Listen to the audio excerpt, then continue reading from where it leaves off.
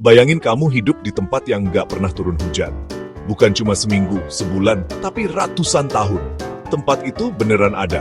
Namanya Gurun Atacama, di Chili, Amerika Selatan. Gurun ini adalah tempat paling kering di bumi.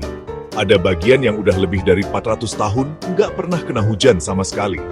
Saking keringnya, ilmuwan NASA sampai pakai daerah ini buat ngetes alat sebelum dikirim ke planet Mars. Karena tanahnya mirip banget sama permukaan Mars. Dan lucunya, walau super kering, masih ada beberapa mikroorganisme yang bisa hidup di sana. Jadi kalau kamu pikir musim kemarau itu gila, coba bayangin hidup di Atacama. Hujan aja dianggap mukjizat.